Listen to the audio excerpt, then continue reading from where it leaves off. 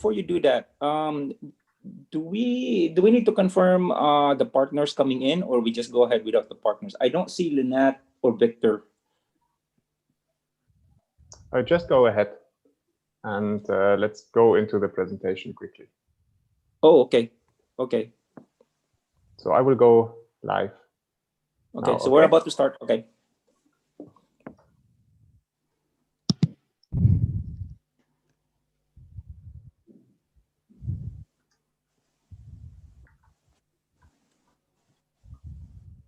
Okay, so is everybody?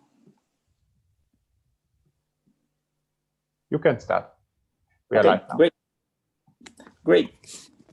Thank you everyone for coming, for those of you who are in, and hopefully we will have some more participants as we proceed.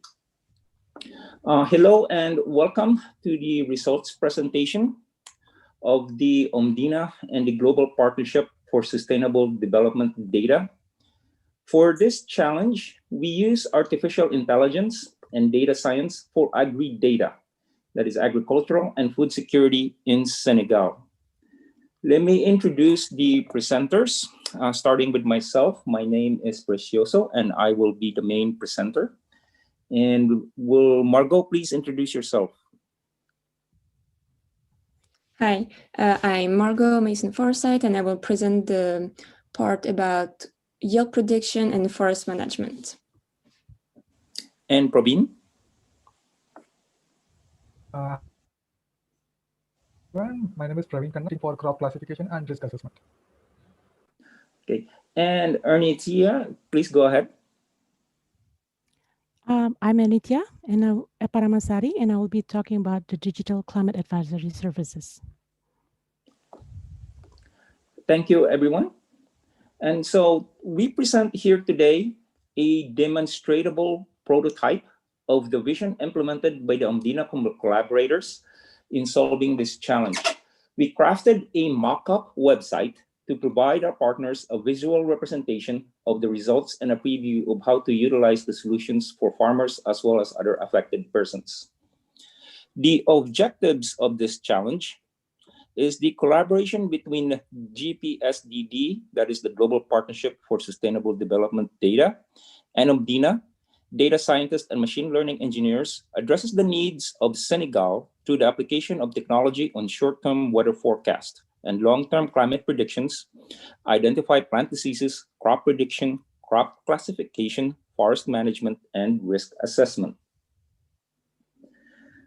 Looking at the diagram, let us gain an understanding of the various problems our collaborators tried to solve, from increasingly erratic weather, modeling to fastest route to market, and mobilities across livelihood zones, detecting problems in the fields, and exploring machine learning to identify and classify crop yields. This diagram shows the interactions among various solutions we are presenting today. Starting at the middle of the page, we address the short-term weather forecast and long-term climate predictions. Then moving to our left, we identify plant diseases. From both of these, climate and diseases, we move all the way to the right, showing their effects on crop yields. In addition, human interaction also includes forest management affecting crop yields, enabling us to classify favorable crops for the upcoming harvest cycle. These data-driven decisions aimed at increasing crop production, minimizing crop losses, and assessing risk, both financial and food security, where we end in the middle of the diagram under risk assessment. Let us start with climate, short-term weather forecast, and long-term climate prediction. Thank you. Since agriculture and consequently food security in Senegal are highly dependent on climate, it is important to understand climate effects. Agriculture in Senegal is highly dependent on rainfall. Alternatively, incidents of droughts have a significant impact on the lives of people and food security. In order to analyze short-term and long-term effects of climate data on food, if you could scroll down, please. Thank you. And food security and specific crops, we deliver climate risk analysis in 3 different areas using machine learning and deep learning models. First, let me highlight the left side here, where we start with the historical data and we go to the top and reading it down.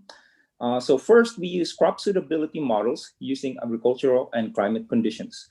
We cover key Senegalese food crops within this model, 2 variants of rice, millet, and groundnut. Using climate-derived agricultural information and crop yield data, the information classifies Senegal's geographical areas based on weather from most suitable to least suitable for each crop. This approach uses tangible data, crop yields, providing a new perspective and decision-making tool for users who can optimize their yield based on actual crop suitability. However, crop production data have inherent uncertainties. Thus, future work will emphasize design surveys with precise geolocation that is currently in practice, and model accuracy, including climate forecast and crop yield predictions, to be discussed later in this presentation. And so if you can scroll down, please. Here we have a little video, so if you can please run the video, and to demonstrate one particular model, and I will cover that model in a little bit to give you an idea of the implementation.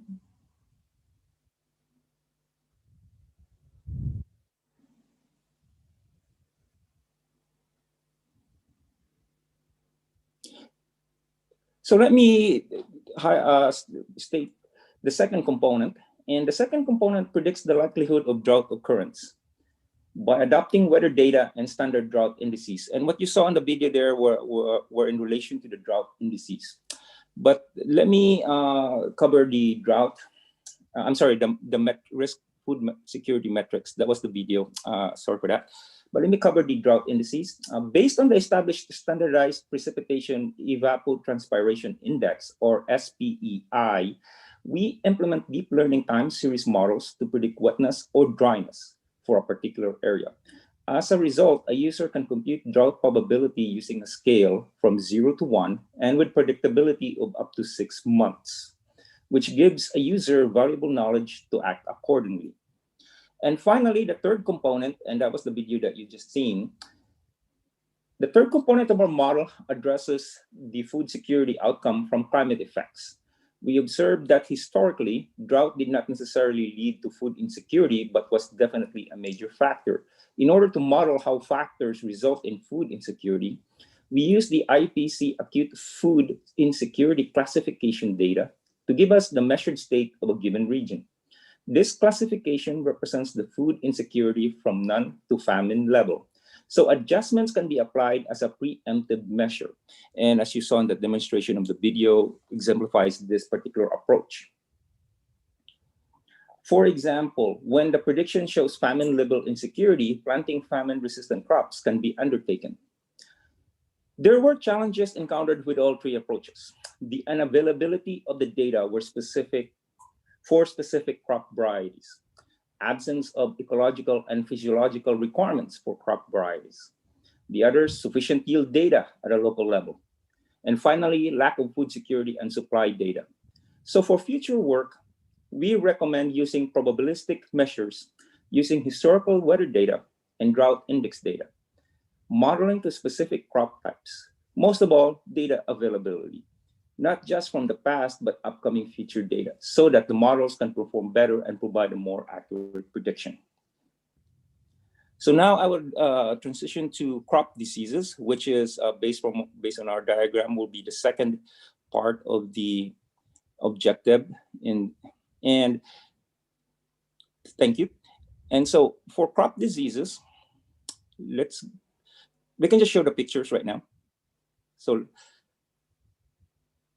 crop disease detection has been a crucial method of improving the yield of crops. In recent years, emerging technology has made it possible to provide detailed observation and analysis of crop leaves to enable farmers understand better the type of diseases that affect each crop. In this challenge, we have taken advantage of one of these technologies to provide important details of crop diseases in Senegal. This was achieved by collecting datasets of crop leaves for training a deep learning model, which is able to detect crop diseases by analyzing the leaves. We have laid out clear plans of implementation of this model in 3 versions, namely interactive notebook application, Android mobile application, and USSD service for reporting. And as you can see, what we're showing here are some of the demonstrations on the capabilities that has been performed through this particular approach.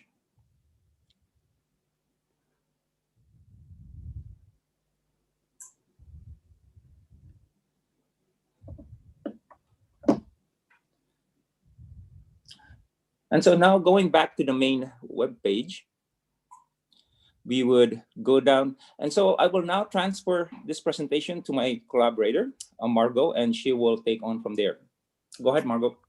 Thank you, Professor. So now I'm going to talk about crop yield prediction.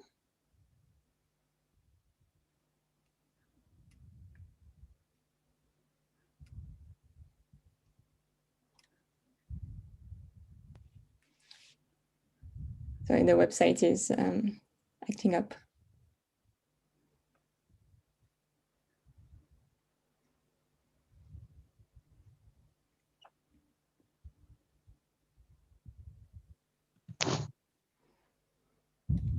Nisha, you can just leave the index page and then you go to the other page. Yeah, then now you can go to the page.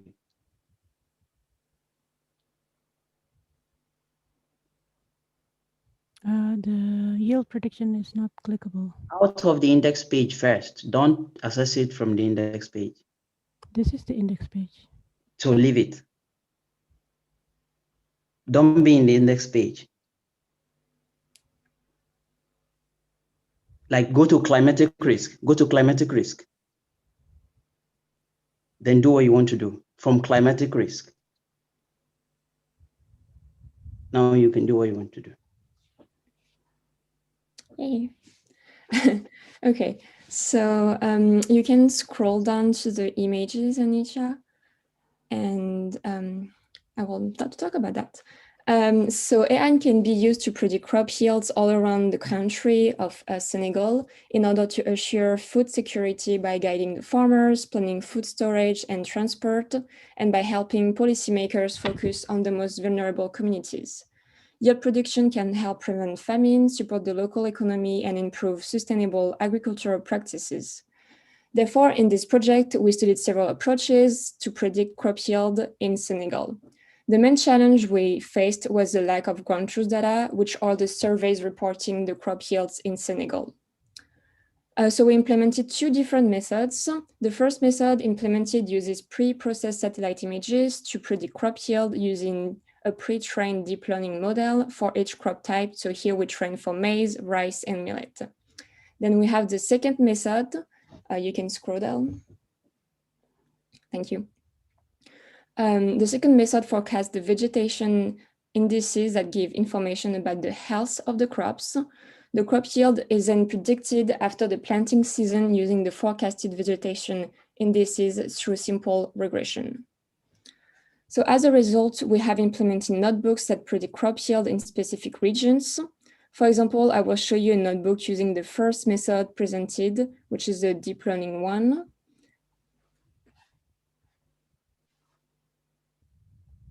Thank you. So here, the user selects a year, a crop type, and a region on the map.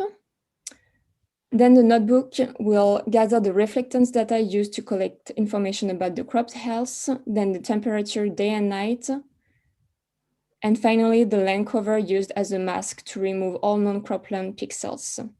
Then we generate histograms of the crop reflectance and temperature imaging for the growing season of the crop type selected.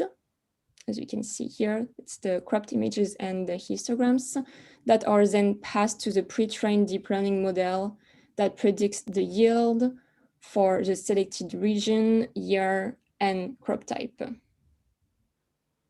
So for year. Due to the lack of ground truth yield data for Senegal, we used transfer learning from models trained on data from South Sudan and Ethiopia for the maize model, and we used data augmentation for the rice model and the millet model. Therefore, if more ground truth data is available at some point, future work using the models implemented during this project will improve the accuracy of the crop yield prediction in Senegal. So now I will talk about how AI can be used as a tool for forest management.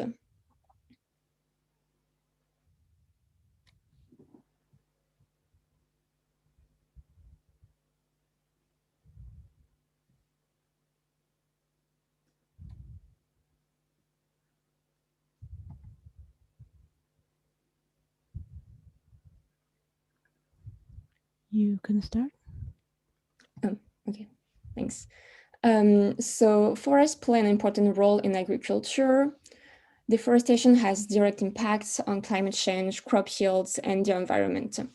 Our objective was to visualize deforestation from 2000 to 2019 in order to highlight how deforestation is threatening Senegal. Moreover, we implemented some machine learning models that predict how deforestation will impact Senegal in future years if nothing is done to control it. So sorry, you can show the figure. It's the figure highlighting how the project was conducted. If you scroll down, do you have more figures, Ernisha? Unfortunately not. Okay, so it's okay, I will describe the figures. So we had some visualization after, so we explored Hansen data set that registered forest change from 2001 to 2019 with the aim of describing deforestation in Senegal. Most of the areas that feature significant tree cover area appear to be the most affected by deforestation, especially the region of Sédhiou, Fatick, Kolda, Kédougou, and Tambacounda. Dakar area doesn't have a high cover area because it's a city, but still the tree cover area has been affected in the past year. With the available data, we tried to build some predictive models using time series analysis, random forest, and linear regression, with the aim of predicting where deforestation would take place in the future years. We did not obtain relevant results because deforestation is mostly happening as a consequence of illegal logging.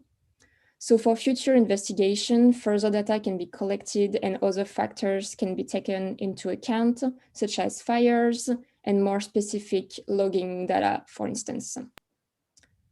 Now Pravil will present the crop classification and risk assessment parts of the project. Thank you, Margot. So now I will start with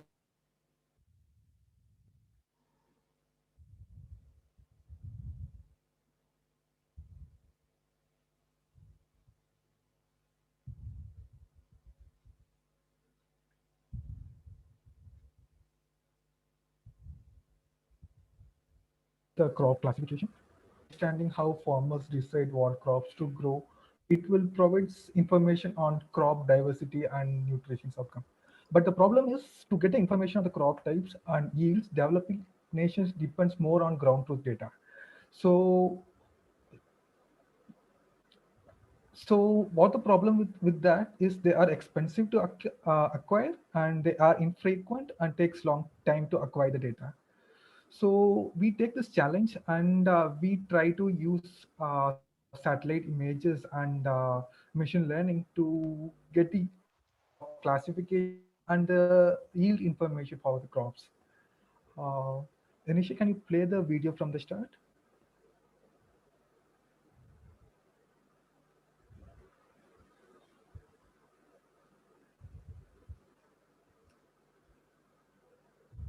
So actually we created this application which will choose the region, and we can able to identify the crops for the region which we selected. So for our application, we get the input, date input from the user. So that's what we'll be showing now. So once we get the date, these satellites which we use is an open source one, which will only takes images every 5 days. So if the chosen date doesn't falls to the date, this application will look for the images in the last 80 days, and it will capture the images based in that last 30 days. So we choose the image in based on the lowest cloud cover. Can you play the video?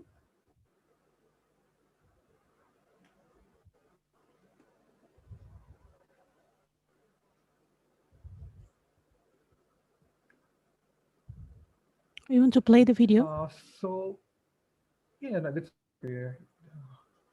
Oh, So here you can able to see that we selected the date on 31st December, but we got the we don't have the satellite image for that date.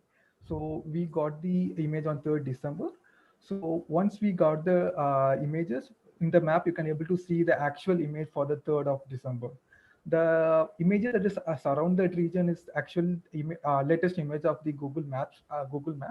So here we only collecting the details of the images from 3rd December. So once we collected the images, we will infer the a model on what type of crops it is going to get. So you can able to see the results here. Like we have got around 5 crops and one no classification. What that no classification means is that our model is not able to predict which one is predict any. It is not confident enough to predict any particular crops. So our model can also able to estimate the yield outcomes, and we can also able to select any other region. So here we are selecting some other regions, and we are getting able to get the results for that region. So what's the difference is, so if you select a smaller region, it will get the results soon.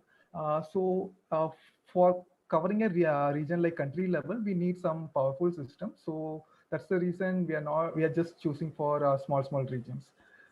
Um, so here you can able to see the results, like it can't able to classify anything. Can you show the result? Oh, yeah.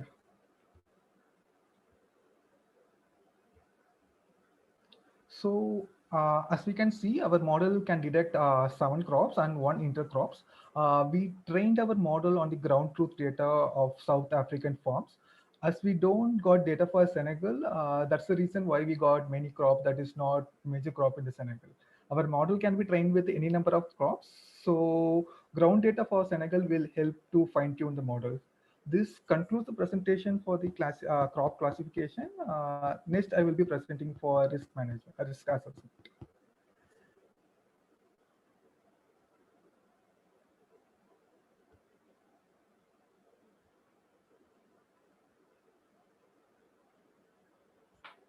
can you see the risk assessment page? No, not yet. Oh, it's already open here. Yes. So what is risk assessment is, why it is very important is, so we live in the time where we need to produce more with a few resources. According to the scientists, Senegal is among one of the hardest hit by the climate change. With population that depends largely on agriculture, farmers are losing their livelihood due to worsening and recurrent floods and droughts. So we collaborators came up with this challenge to use artificial intelligence and data science to design a model that will reflect the effect of climate change on the yield of the crops. By doing the risk assessment, it enables near real-time risk preparedness, provides a response tool to better optimize and protect its resources, and provides preventive and prescriptive measures.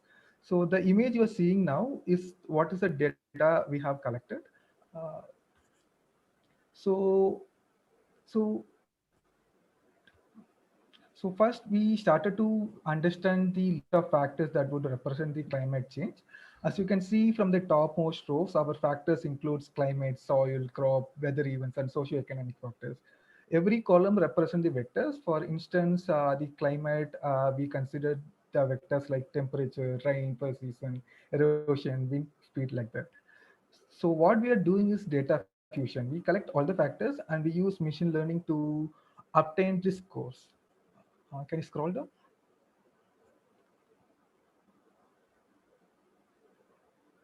So we started to analyze these variables and used to cluster the methods. So it is one of the clustering method to understand which variable is closely related to each other. And this is the technique called the clustering method. Can you scroll down? So what we are doing is learning using multiple models to get the risk score, which helps to understand the trends and helps to take necessary actions. The models are lightweight and flexible and can be used in many ways, including heat maps, numerical outputs, biplots, and polar outputs. We use grids over the regions of Senegal and got the values for the each grid. Depending upon the values, we can decide on what measures has to be taken. Can you scroll down? So this is our final outcome proposal. So our solution outcomes are risk assessment, risk prediction, recommendation, a decision tool, and enables agricultural agility. This concludes our results on risk assessment. Next, Nisha will be sharing few words on a digital climate advisory. Thank you. The concept of the digital climate advisory services is to be a gateway for different stakeholders, including the government, NGOs, and farmers, in order to help them to make data-driven decisions in farming, which will eventually improve the food security and crop yield in Senegal. This will consolidate different models and data and images resulted from utilizing machine learning and artificial intelligence in analyzing the crops in Senegal. Thank you. Thank you, everyone. As you can see, this is a work in progress, not yet at production level, but we would like to highlight that as a prototype, we are showing what it would be like to use all these available tools to meet the challenges that farmers, as well as policymakers, not just in Senegal, but beyond. Thank you, Margot, Praveen, and Ernithia. And I would like to add Ismail Lukman, who crafted the website prototype along with Ernithia. In conclusion, this website contains a network of solutions aimed at achieving the goals set by our global partners for sustainable development data. There were obstacles to this challenge, but we would like to emphasize that those obstacles provided unique ideas. For example, before implementing the methods and approaches to Senegal, these were applied to other countries in Africa. Therefore, future functions from this project can be applied beyond what is presented here today. We hope the ideas and methods will provide the audience a glimpse of what can be attempted in improving food security and crop yields in Senegal. Lastly, to our collaborators during this challenge, I would like to say thank you for your efforts, as well as for Omdena, and thank you for our partners for giving us this opportunity.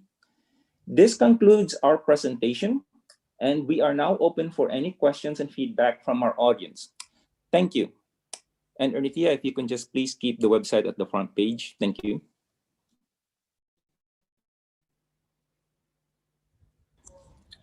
Hello, may I? Yes, please, Dr. Sani. Yes, thank you so much, guys, for this wonderful presentation, which is beyond my expectations. I must say that, I mean, knowing that this is a work in progress, I'm deeply grateful to you all, to Omdena, to GPSDD, and I'm speaking on behalf of IPAR as an institution who are keen to data initiative, data collaborations, but also using data to impact life. And I think this effort and this endeavor will really, really demonstrate highly and speak highly to our stakeholders along the value chain, both policymakers, private sectors, research institutions, NSO office, and farmers, that indeed technologies, big data can contribute to improved life and improve greatly the missions of both institutions, which is IPOD and GPSD. I'm actually so excited, and I wanted to following the steps myself, really strengthening and really reinforcing my belief that the capacities and power behind data, and then how it can change life. And I'm actually really looking at two things when it comes to just like, really showing the value proposition of this work. Bringing all the stakeholders in Senegal with the help of GPSDD in another meetings as soon as we conclude this project, but also making sure that, the work and the effort are well known, uptake by all stakeholders in Senegal, and then really looking into developing the perspective with Omdena within Senegal, West Africa, and Africa to really share, but also reinforce capacities, build capacities to stakeholders, and to make sure that, this is really reaching the most neediest, which are the farmers. I'm happy to see all the work being done in the partner that are invited on the website. And I think I'll be speaking with Victor and then see in the lens of really disseminating these results when it's the right time to make sure that the value, that effort you put into this work will be really known to policymakers in Senegal, leaders in Senegal, and head of institutions and stakeholders. And I'm really, again, deeply grateful to the work. And you guys are giving me more enough motivation to keep pursuing my belief in how data can improve and impact life. And then it's timely needed in these 10 years of actions of the SDGs moving forward to 2030. Thank you so much, guys. And thank you so much. I'll do all my best to make sure that you all are represented. And I'm asking two things, if you can help me on that. And I'm not sure if it's on the website. We make sure we want to have the profile or biography of every data scientist that are involved in the project.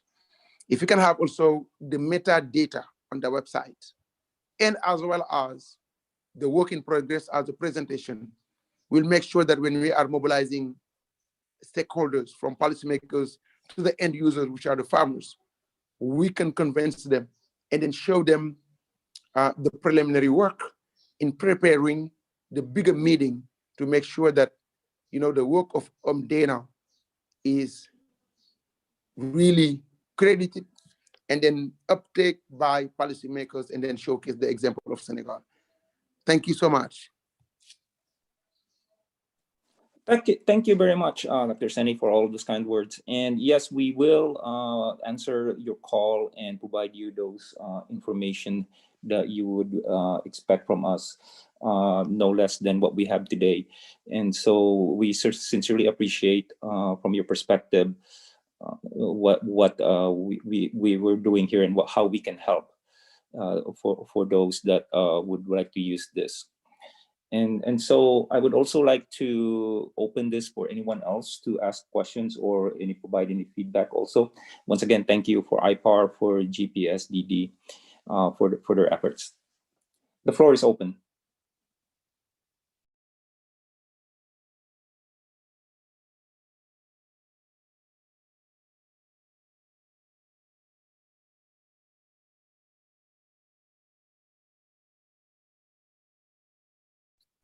Hi, Okay. everyone. Yes, please. Yes, please. Yes, this is Lynette from GPSDD. Just to say that on behalf of GPSDD, and I know my colleagues, Davis, Francois, and Victor are on the line, to just express our gratitude to all the scientists that have been involved in the process, and of course to our partners at IPAR. And most sincerely to Omdena for putting this together. It's really good progress in such a short time, and we really are impressed with the work and the progress. And we look forward to what this will become, even as it's then handed over to Senegal.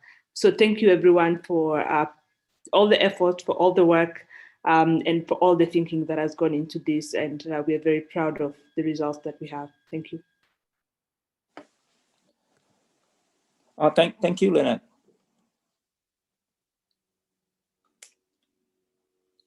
So with that, I don't see if there's anyone else. The floor is open. So Michael, what would be the next step? If there are not any more questions, then we can end the call. Also, I don't see any questions on LinkedIn.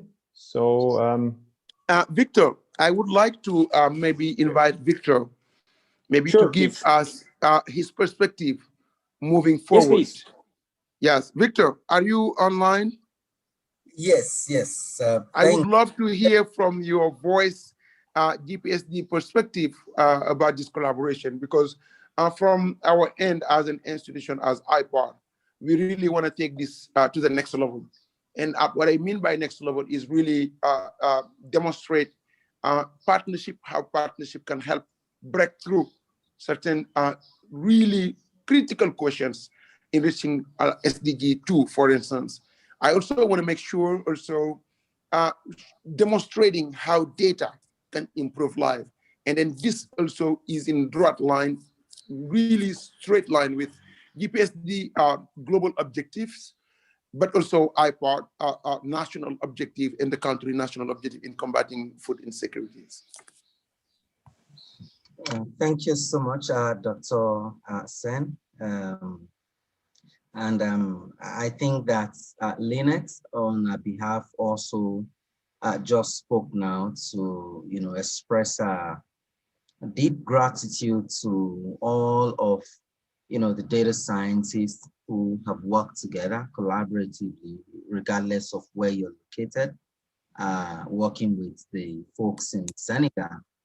I'm deeply touched. I can imagine the many meetings that held on Saturday. I attended 1 or 2 meetings on Saturday evenings, and these guys were consistently meeting through the week, Saturday weekends. We are deeply, grateful, in the words again of what my colleague said, Lynette, for the fantastic work here. I mean, I was very stupefied looking at the results that came out of this work in a very short while. And I think that this is something that both GPSDD and IPA had been discussing for the last 2 years. IPA at a point in time stressed the need to look beyond the traditional approach, and we're glad today that both data science and artificial intelligence capabilities have been brought to bear on this major issue, food security in Senegal. And this very much aligns with the priority of government, the policy directions of the various institutions working with government, including IPA, DAPSA, DPV, DGPP, INSD, and etc. So this is really great. I totally agree with Dr. Sen that we need to take this work forward. So thanks so much for helping us to indeed meet this very long-term goal that we've been chasing. I think, Dr. Sen, what is key, as you said, is how do we link this work to the existing initiatives in the country that is focused on cracking this problem of food security.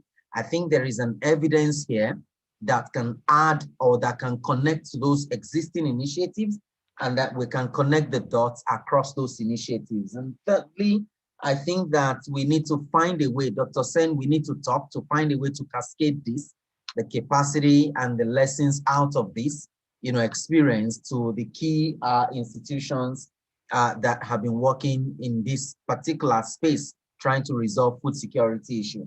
And then finally, I think that one of the things that Dr. Hati, had talked with you and I before is the policy dimension, and herein is this required evidence, hard evidence that could support the whole policy engagement, that, IPA had been leading on in the last couple of months.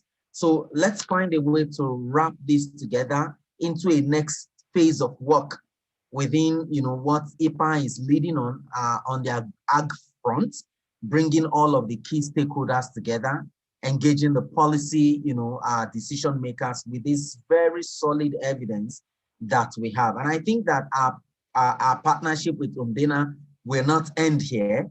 We will, have a conversation about the next phase of work. If it's to have them to present to these policymakers, we think at a much deeper level on how do we further this work within the food security, space. So let me end here without, dragging the matter for too long by saying, we deeply appreciate the work that has gone into this.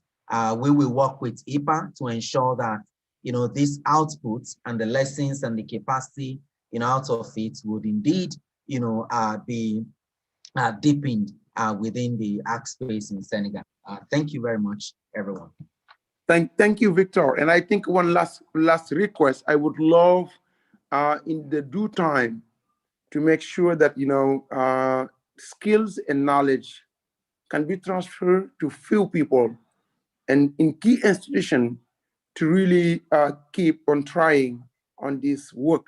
And I think we're looking forward from Omdena to help us on that. And then making sure also to look for perspective of how we support, dissemination within Africa, because I think this is really, really critical. I have tried this myself using the telephone data with Opal in 2 years ago, and then with ESSEC Paris. And then we really tried actually to predict food securities, but the challenge that we had was data was not available enough. We didn't have really the skill to develop deep learning machines that can help us to really have this hard evidence.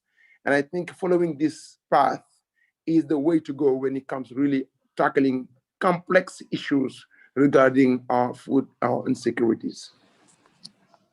Just as we round up, I would ask, our director of programs is also on this call, Davis Adieno.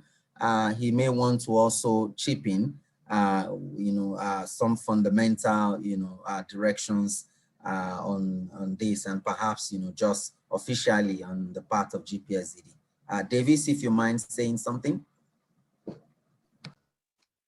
No, thanks, Victor. No, I think this is really impressive. I think there was, at the beginning of this conversation, we weren't really sure how the model actually works. And I would just want to echo your words that, it would be interesting to see how this amazing team of data scientists could come together, to try and help us to solve certain questions or issues that we may face in a few other countries.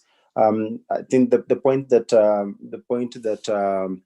Dr. Sena made about the transfer of skills and knowledge is something that Lynette probably would want to pick up, because we do have a data science fellowship program coming up with the Africa Institute of Mathematical Sciences. And so it would be nice to start making connections between what is being done at the country level, etc. If Senegal indeed ends up being one of the countries that will be selected for the fellowship, to ensure that the connections are being made, with both the team at Omdena, but also with the data science fellow that will be embedded within the country. And then this becomes the person who supports the transfer of knowledge and skills such that these are embedded at the country level. So I think there's a number of different things that we can pursue at this level, but just to say huge congratulations for everyone who's led this until this point, Victor, Lynette, Dr. Sen, and everybody else on this call. The team at Omdena, really amazing work. We're definitely excited to continue working with you. Thank you. And then I wanted also to highlight that some of my colleagues from IPAR are on the line. And if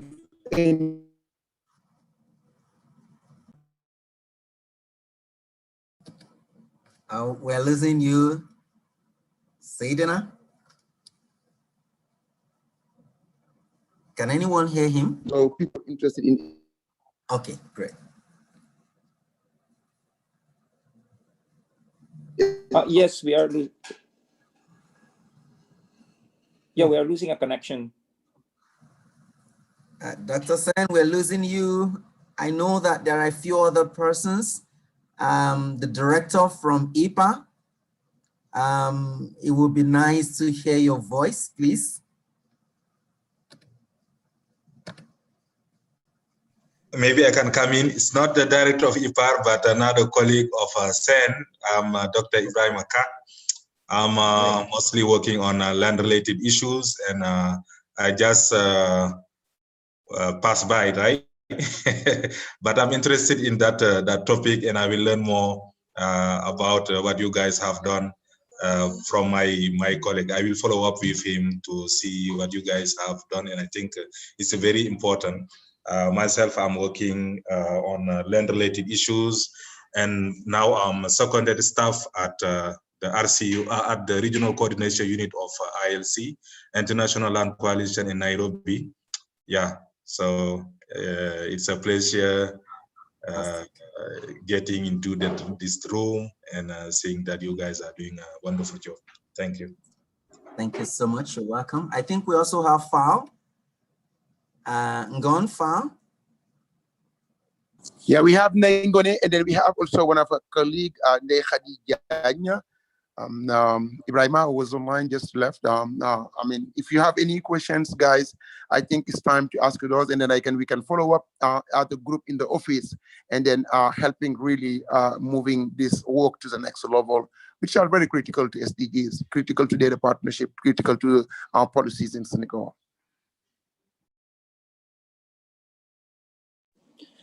Great. Thank you very much from both the IPAR and the GPSDD organizations, and also as well as all the other organizations. Ernithia, can you please scroll the website down to show our partners all the way down to show our partners what we have included here, the several departments and organizations that we feel that are also may have some interest in this one, in addition to IPAR and GPSDD. And so we would like to just acknowledge that here.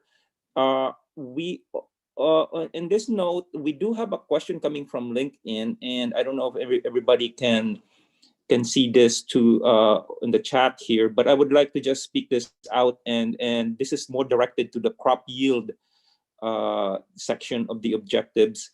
The question from LinkedIn coming in through is, any thoughts on using transaction data from mobile payment platforms to estimate crop yields?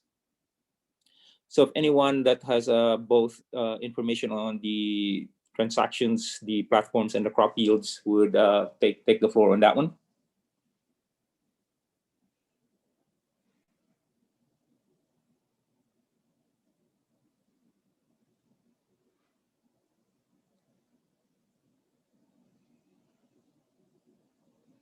Anyone from the crop yields? Will the mobile payment be seamlessly attached to this?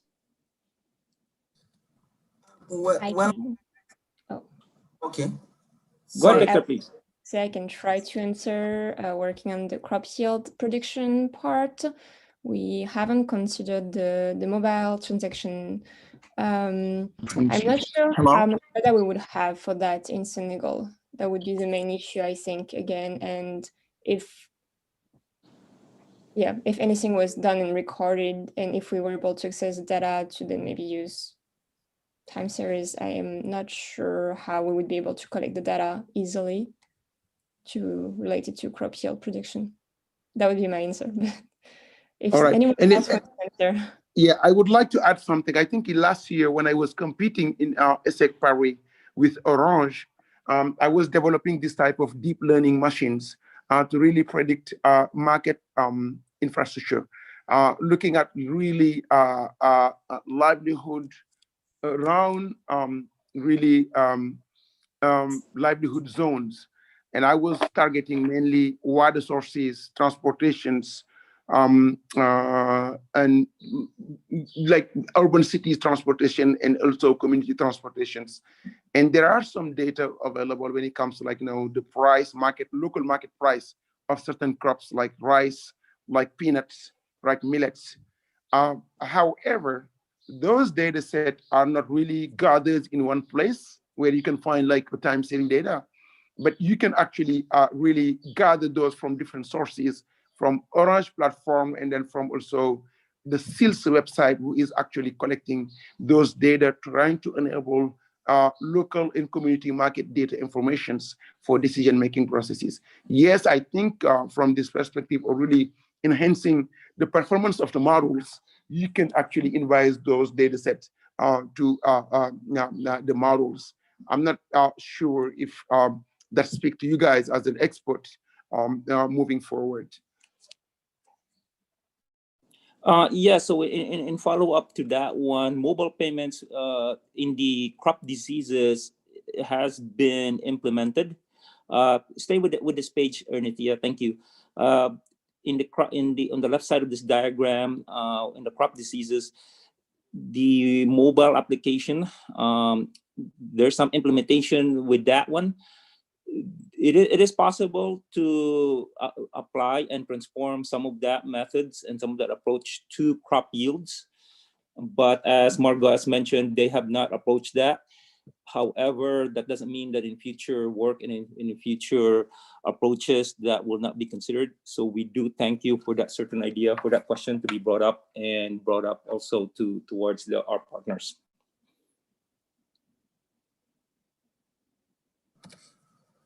Yeah, Sen, I was just going to say that that's a good, perhaps a good problem to,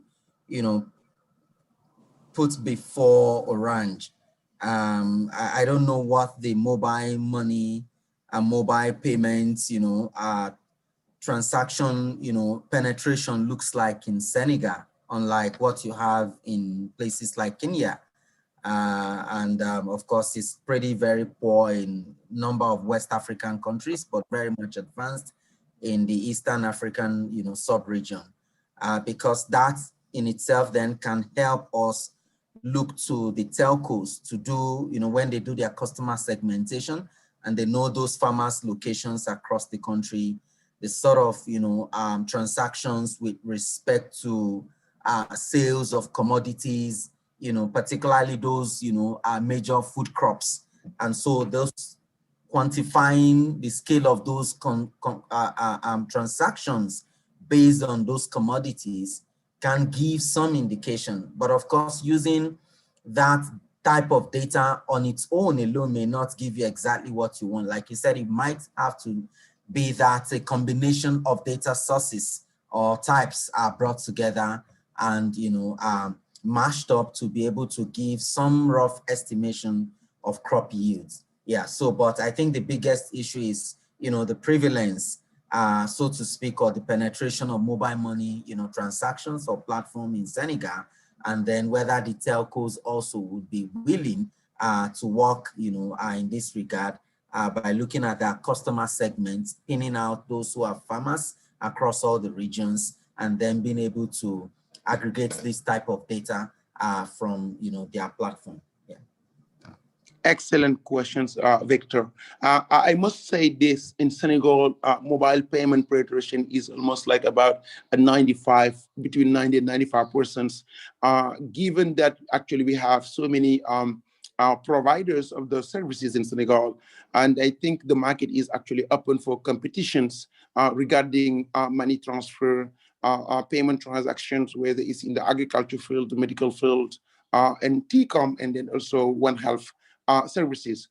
The other thing that you brought, which is a very important question, and I'm on a discussion with URED Foundation regarding refunding the OPAL project, which is now really trying to see how we can mobilize mobile data, liberate that to really enhance data collections, monitoring, and really evaluation of SDG progress in Senegal. Last year, we were able to build algorithm to mask those data, but actually, since we were in a really trial mode of that project, we didn't have access to this aggregate data. Last week, I had a meeting with the newly appointed institution that are actually evaluating the OPAL project in the perspective of renewing the grant. And I think if we do so, my last meeting with the DG of Orange revealed to me that they are willing to really continue collaborating with GPSDD and INSD and IPAR to provide those data in a very structures and institutionalized collaborations. The first experience was great with a lot of limitations. And I think if we have the possibility to redo it again, those data disaggregated and aggregated will be available for future work, and then enhancing this collaboration that we have with Omdena and then GPSDD. And then we'll work hard to make sure that, you know, if the opportunity shows up in terms of funding with the ULET Foundation, we'll make it happen.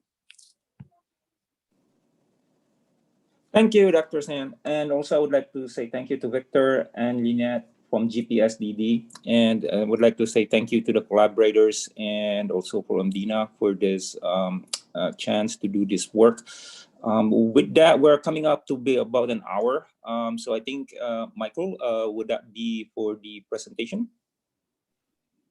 Yes, I think we are now at the end. We have a couple more minutes left.